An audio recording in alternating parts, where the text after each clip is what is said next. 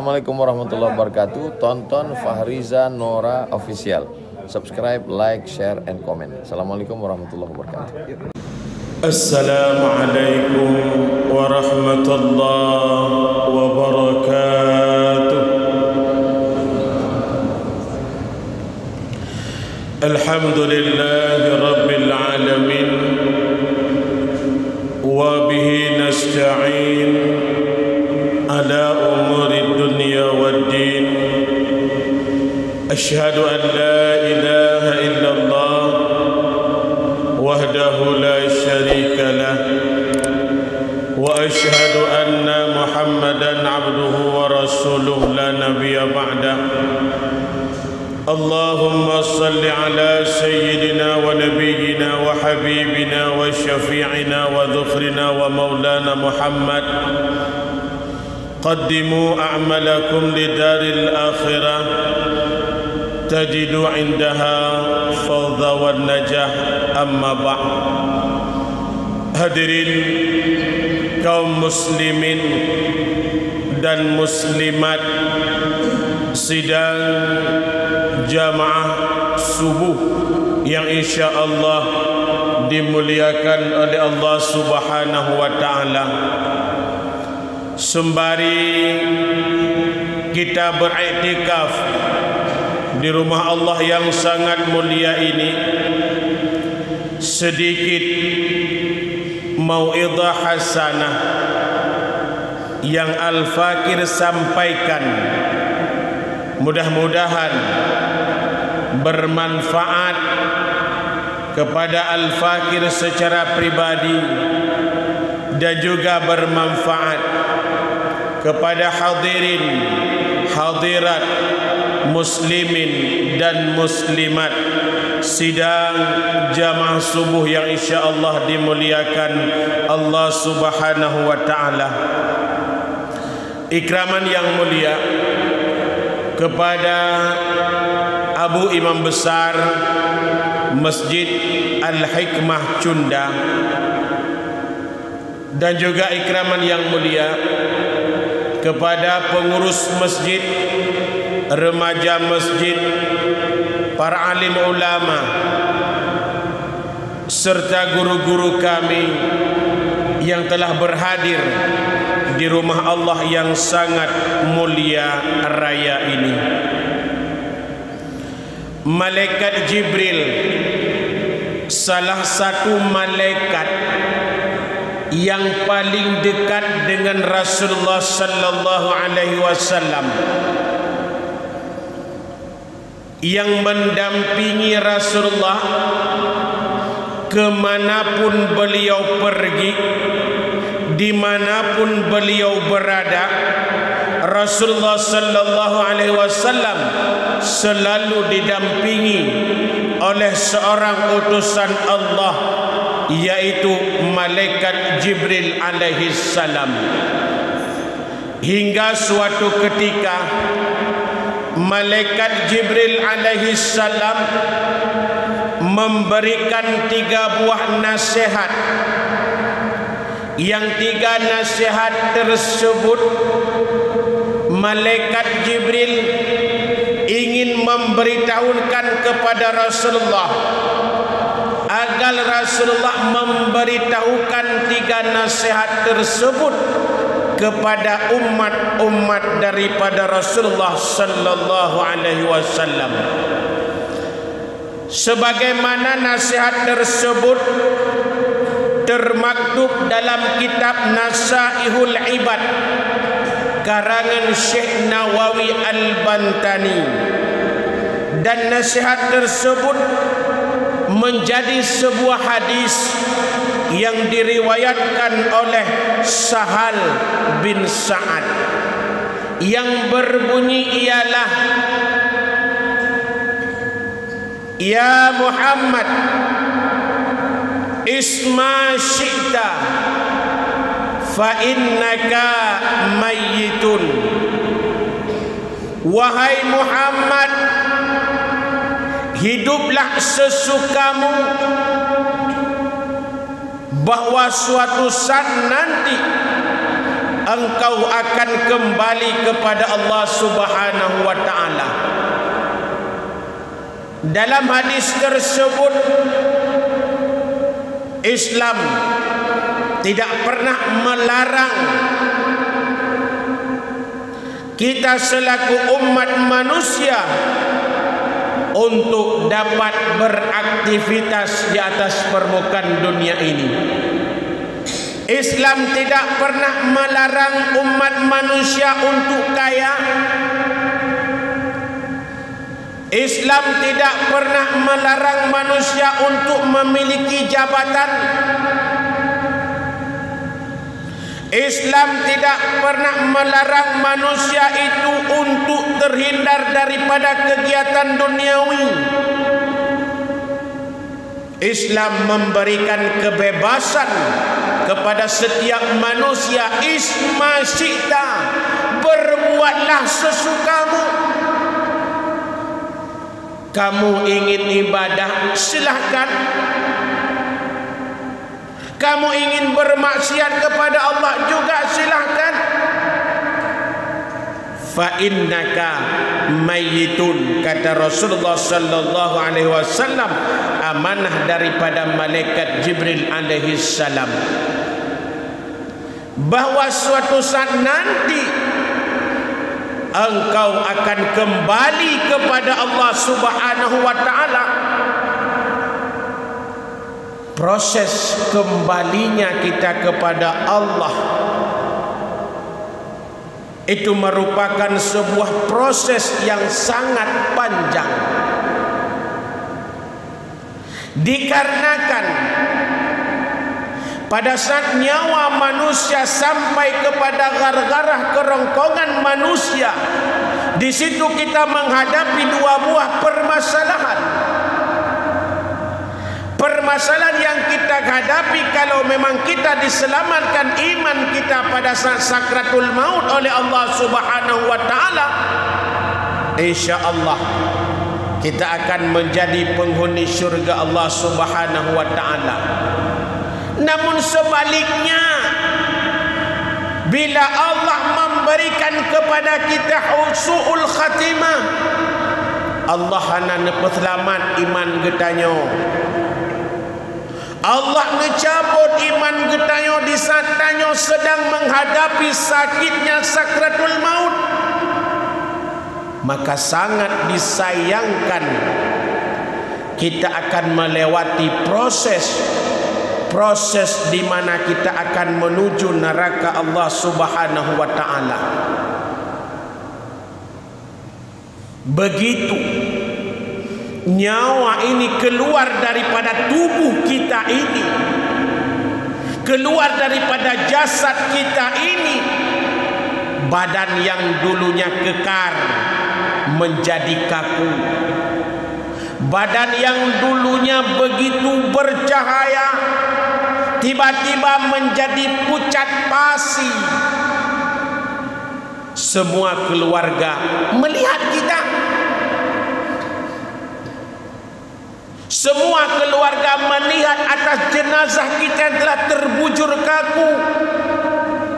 Tetapi tidak ada satu manusia pun yang tahu bagaimana nasib kita di saat kita harus berhadapan dengan malaikat pencabut nyawa. Sakit mati enggak bisa kita bayangkan. Rasulullah sallallahu alaihi wasallam saja, seorang manusia yang paling mulia, yang paling agung, paling suci, dan menjadi rahmatan lil alamin, menjadi seorang pemimpin kekasih Allah Subhanahu wa taala. Pada saat nyawa Rasulullah ingin dicabut oleh malaikat Allah Subhanahu wa taala, yang Rasulullah tahu dengan kehadiran malaikat pencabut nyawa tersebut. Pada saat itu malaikat pencabut nyawa bertanya, "Ya Muhammad, sudah siapkah engkau?" Sehingga Allah memberikan dua pilihan kepada Rasulullah. Pilihan yang pertama dikatakan oleh Jibril, "Ya Muhammad, pesan Allah Subhanahu wa taala, apakah engkau ingin hidup selama-lamanya di atas permukaan dunia ini atau ila rafiqil a'la? Engkau akan ingin berada bersama Allah Subhanahu wa taala?" Maka Rasul menjawab, "Ila rafiqil a'la." Saya ingin bersama dengan Allah Subhanahu wa taala. Karena kodrat manusia ini yang hidup di atas permukaan dunia ini, Allah berikan kesempatan hidup, tetapi Allah akan mengambil setiap nyawa yang dimiliki oleh manusia tersebut. Karena Allah Subhanahu wa taala mengatakan, "Wa ma khalaqtul jinna wal insan illa liya'budun." Tidak lain aku ciptakan jin dan manusia, kata Allah, hanya untuk beribadah. Satu tugas kita, beribadah. Ibadah tersebut memiliki konteks umum. Puasa, ibadah. Salat yang kita kerjakan, ibadah. Zikir yang kita laksanakan di rumah Allah juga ibadah. Mencari rizki, melindungi suami, istri dan anak-anak kita di rumah, itu bahagian ibadah. Terbit dari bengah jak ukudai jak mekat, terbit dari bengah jak kerja wa suput. Apabila dalam niat kita meniatkan, ya Allah, long jak kerjanya bahagian daripada ikhtiar, ya Allah, bahagian daripada usaha lun, ya Allah, untuk menafkahi anak dan istri-istri ulun tuan, ya Allah. Maka apabila dalam perjalanan kita terjadi Allah Subhanahu wa taala berkehendak lain, getanya gecok pulang di Allah Subhanahu wa taala dalam sebuah pekerjaan yang mana pekerjaan tersebut tidak ada maksiat. Dahana maksiat, dajak bengah tawa suput, sembayang duhuna, sembayang sana, maghrib pina. Dan dalam pekerjaan itu tidak kita menyakiti hati orang lain, tidak kita mengambil hak milik orang lain. Kita bekerja sesuai koridor yang telah ditentukan oleh agama. Maka apabila Allah berkehendak lain, geteo kana fahala syahid tuah yang berbahagia. Maka pada saat itu tidak ada satu manusia pun bagaimana tahu kondisinya kita. Hanya kita dengan malaikat Allah Subhanahu wa taala yang mengetahuinya. Apakah kita husnul khatimah ataupun kita bakalan su'ul khatimah. Tidak ada jaminan, Bapak, ibadat yang kita kerjakan ini. Tidak ada jaminan seluruh amal ibadah kita ini. Tidak ada jaminan apapun yang kita kerjakan di dunia ini akan mendapatkan surga. Karena kunci surga satu, yaitu bertakwa kepada Allah Subhanahu wa ta'ala. Bertakwa kepada Allah Subhanahu wa ta'ala agar kita menjadi hamba yang takwa, kuncinya juga satu, yaitu dengan memperbanyakkan ibadah kepada Allah Subhanahu wa ta'ala. Apakah ibadah telah menjamin bahwa yang kita kerjakan diterima? Belum. Karena syarat agar ibadah kita itu sempurna diperlukan ilmu pengetahuan agama. Hantik ibadah mentang dengku, hantik sembayang mentang, hantik puasa mentang. Apabila tanpa ilmu pengetahuan agama yang kita miliki, yang akan menjadi remote agar ibadah kita itu lebih khusyuk dan sempurna, maka kunci yang paling utama ialah carilah ilmu sebanyak-banyaknya. Karena dengan ilmu tersebut kita insya Allah akan mendapatkan titel daripada orang-orang yang takwa di hadapan Allah Subhanahu wa ta'ala. Maka Orangnya getanya yang udipnya persih lagi urung buhuk tunggu. Tak sembayang na, tak puasa na, tak jakwaji na, tak umrah na, tak zikir na, tak sedekah na. Tapi mana di antara amal ibadah yang kita kerjakan tersebut yang na jaminan syurga? Kita telah salat, tidak ada ayat hadis yang menyebutkan salatlah kamu maka balasannya syurga. Hana. Yang ada disebutkan dalam Al-Quran apa? Inna salata tanha 'anil fahsya wal munkar. Salat akan mencegah dirimu daripada perbuatan keji dan munkar. Puasa yang kita kerjakan tidak ada mengatakan balasannya syurga. Yang disebutkan dalam Al-Quran ialah apabila kita berpuasa yang diwajibkan oleh Allah Subhanahu wa taala, sebagaimana Allah wajibkan kepada orang-orang sebelum kita, balasannya apa? La'allakum tattaqun. Juga hanya Allah menyebutkan kita akan menjadi hamba yang takwa. Kita mengerjakan haji sekaligus dengan mengerjakan umrah, balasannya apa? Mabrur. Pakan Allah hanya gede-gede bak sabah ibadah je ke syurga. Allah tahu sifat manusia ini kikir. Seandainya Allah ni pegat dengan sembahyang tamang syurga, urang hai puasa le tu. Kunci syurga kenapa sembahyang? Kepada puasa dah. Seandainya Allah ni tegedi juga dengan sebab dah puasa Ramadan balasan syurga, maka orang hai sembahyang le, jaga-jaga puasa mentah. Kenapa kan kunci bak syurga? Karena bak sembahyang bak puasa baik.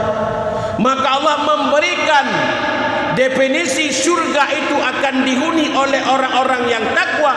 Orang yang takwa ialah orang yang memiliki banyak amal ibadah, yang amal ibadah itu didasari oleh ilmu pengetahuan agama. Maka ini persoalan yang kompleks dan kita tidak tahu maksiat mana yang kita kerjakan, yang mana dengan sebuah maksiat tersebut akan menggiring kita kepada neraka Allah Subhanahu wa taala. Maka ini menjadi sebuah pelajaran kepada kita semua. Begitu kita dipisahkan oleh Allah Subhanahu wa taala ruh dengan jasad, Rasulullah sallallahu alaihi wasallam yang pada saat itu tahu kedatangan malaikat untuk mencabut nyawanya, begitu Rasul mempersilahkan, ya malaikatullah, silahkan jalankan program misi yang dibebankan oleh Allah kepadamu. Sehingga malaikat mencabut nyawa mengatakan, Muhammad mohon izin. Pelan-pelan bacut-bacut getarik nyawa oleh malaikatul maut, dari kaki pertama sampai kepada pinggang, sampai kepada jantung. Maka kaki Rasulullah yang dulunya bergerak-gerak sudah menjadi kaku, dan sampai kepada garah kerongkongan daripada Rasulullah sallallahu alaihi wasallam. Maka Rasul mengeluarkan sebuah kata yang bernama sakit itu. Dum Nabi sakit gerasakan. Sehingga Rasul berkata, mahadza Jibril, punya Jibril. Muhammad, inilah sakratul maut Muhammad. Inilah sakit kematian Muhammad.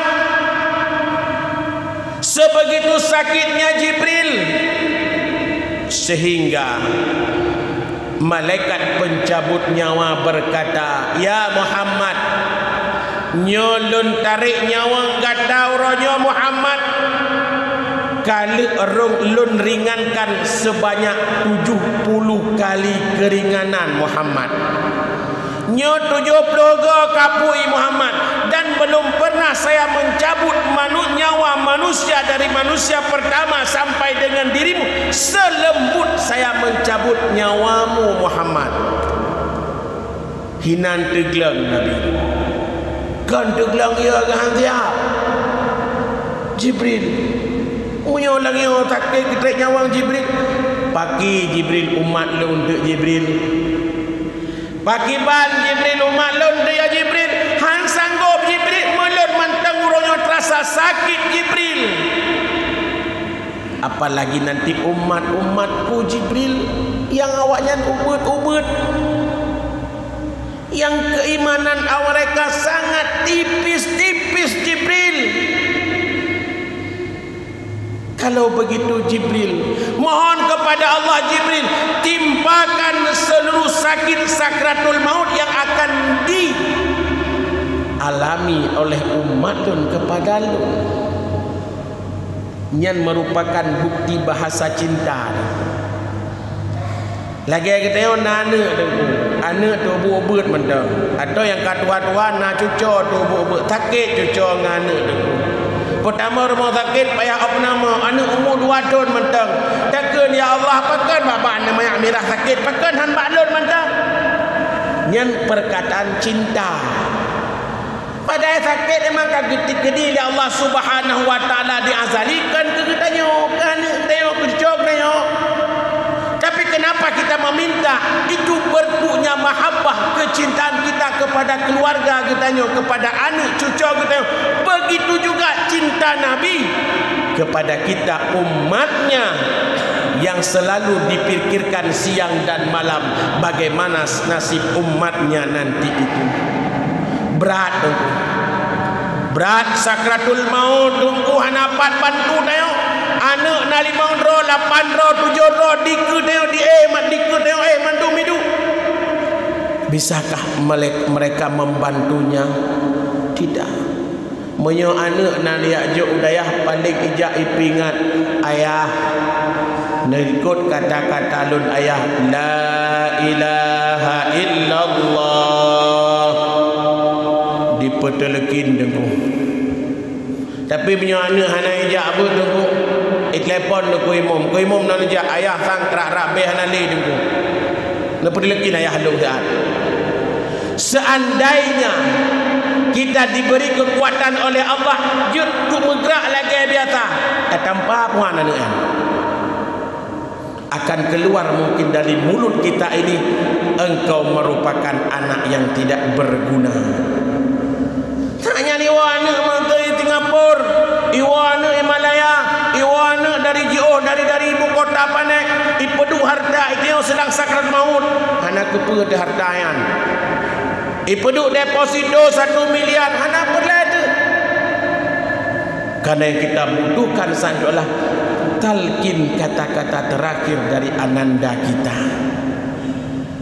Sehingga begitu nyawa kita dipisahkan oleh Allah Subhanahu wa taala, sampailah kepada kita malaikat-malaikat Allah Subhanahu wa taala, yang malaikat tersebut mengambil ruh kita, menaikkan untuk menghadap Allah Subhanahu wa taala, dibungkus dengan kain kafan. Apabila kita selamat iman, kain kafan pembungkusnya dari syurga. Apabila kita hana selamat iman, kain pembungkus kita dari neraka. Alega pemerompak dengan malaikat hafazah di langit yang ketujuh, berjumpa dengan Allah. Gepetren kelayu dunia, gepeduk danyo nyamang di samping jasad getanya. Hinan takalan tu anak yang siap untuk memandikan getanya. Dah anak yang siap untuk menggutanya. Dah anak yang sibuk dengan HP gaduh telefon seluruh kolega-kolega bisnis rakan-rakan yang ingin memberitahukan kematian getanya. Tetapi apa daya, ruh itu tidak bisa berbuat apa-apa. Kita hanya bisa melihat mana anak yang setia dan mana anak yang ingin mengharapkan harta peninggalan daripada getanya. Maka hari uronyo je terbeda-beda anak tengku. Anaknya get akai, anaknya semati. Tapi hananturi itu anak yang mumrod dia tahu kepada Allah Subhanahu wa taala.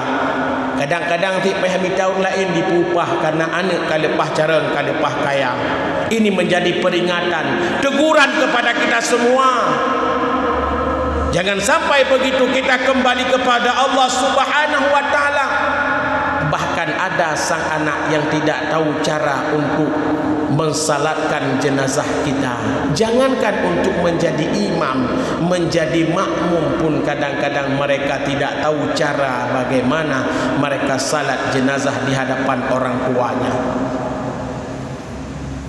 Maka Rasul mengatakan kematian merupakan musafir yang panjang. Kita akan menghadap Allah Subhanahu wa taala, tetapi prosesnya membutuhkan waktu. Kita akan transit di sebuah alam yang disebut dengan alam barzah. Berapa lama kita akan berada di alam barzah? Tidak ada ayat hadis yang menyebutkan berapa lama manusia ini akan berada di alam barzah. Sekarang dari manusia pertama sampai kepada kita telah lama. Rasulullah sallallahu alaihi wasallam telah berada di alam barzah selama 1434 tahun.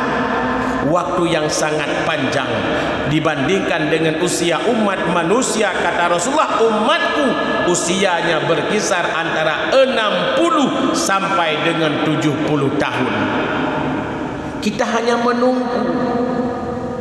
menunggu yang tidak pasti. Kita berharap agar dibangkitkan kembali ke dunia ini, karena setiap orang yang kembali kepada Allah punya sebuah cita-cita. Cita-citanya apa? Ingin kembali ke dunia. Tujuannya untuk berapa? Mereka ingin bersedekah dan beramal salih. Tapi waktu itu tidak akan diberikan lagi oleh Allah Subhanahu wa taala. Kita hanya menunggu apa? Menunggu yang disebut dengan kata-kata kiamat. Apakah sesudah bunyi sangkakala kiamat dibunyikan kita dibangkitkan? Tidak. Manusia yang masih ada di dunia ini yang mantang menjajak mandum wabah Allah. Maka pada saat itu seluruh makhluk Allah mati dengan bunyi sangkakala yang pertama, dalam bahasa agama disebut dengan rajifah. Kita berada di masa tenggang, tidak ada satu manusia pun di sana. Maka akan dibunyikan sangkakala kedua oleh malaikat Allah yang disebut dengan radifah. Seluruh makhluk Allah akan dihidupkan kembali. Kita berada di sebuah padang yang disebut dengan padang mahsyar. Berapa lama kita akan berada di padang mahsyar? Selama 50.000 tahun. Satu hari waktu di padang mahsyar sama dengan 1000 tahun dunia. Dan di padang mahsyar tidak akan ada malam, yang selalu hanya ada siang, siang dan siang saja. Matahari berada 1 mil di atas kepala kita. Sekarang menurut pakar astronomi, matahari berada 150 juta kilomil di atas kepala kita. Ini yang akan kita hadapi nanti begitu kita kembali kepada Allah Subhanahu wa taala. Maka di sana kehidupan nafsi-nafsi tidak ada yang dapat menolong kita selain diri kita. Yang kedua apa kata Rasulullah sallallahu alaihi wasallam? Kita ambil poinnya saja. Wahbib ma syi'ta fa innaka mufarrikum bihi. Cintai siapa saja, cinta jabatan, cinta harta, cinta keluarga, cintai apa yang perlu engkau cintai. Tapi yakin apa saja yang engkau cintai tersebut suatu saat engkau akan berpisah dengan orang-orang ataupun harta yang engkau miliki. Tapi tapat pengurangan malam, tapi tak pengurangan malam sampai tua ibadat, harta tinggal. Begitu nyawa kita dibungkus oleh kain kafan, dibawa oleh keluarga kita menuju kuburan ataupun makbarah. Pada saat itu harta ikan, wahai Said Tuan Lun, rumah yang kali nak pegat, motor yang kali nak blok, peng yang kali nak kubah, yang kali nak kubah, hari ini beralih statusnya menjadi milik ahli waris, keli milik katanya. Maka selama hidup miona rezeki sedekah aja boleh. Kalau tu kita tahu bahawa Allah itu sedekah dia anak dengan permoh tu. Karena apa yang telah kita infakkan di jalan Allah, itulah akan menjadi teman kita nanti di alam barzah. Sedangkan yang ketiga, pesan daripada malaikat Jibril ialah wa'mal ma syi'ta fa innaka majziyun bihi. Berbuatlah sesukamu, peyanggalah pegat aju. Apapun yang engkau kerjakan di atas dunia Allah akan dimintakan pertanggungjawaban di hadapan Allah Subhanahu wa taala. Faman ya'mal mithqala dzarratin khairan yarah wa man ya'mal mithqala dzarratin syarran yarah. Apabila engkau melaksanakan kebaikan, maka Allah akan membalas dengan kebaikan. Apabila engkau berbuat dengan maksiat kejahatan, maka Allah Subhanahu wa taala akan membalas dengan neraka Allah Subhanahu wa taala yang begitu pedih dan dahsyatnya. Maka Allah Subhanahu wa taala selalu mengharapkan kepada kita untuk selalu memperbanyak amal ibadah, karena kunci terakhir kita adalah takwa. Allah Subhanahu wa taala berfirman, "Wa tazawwadu fa inna khairaz zadi taqwa." Berbekallah, dan sebaik-baik bekal adalah takwa kepada Allah Subhanahu wa taala. Hanya ini yang dapat Al-Fakir sampaikan. Lebih dan kurang Al-Fakir mohon maaf. Hadanallahu wa iyyakum ajma'in. Assalamualaikum warahmatullahi wabarakatuh.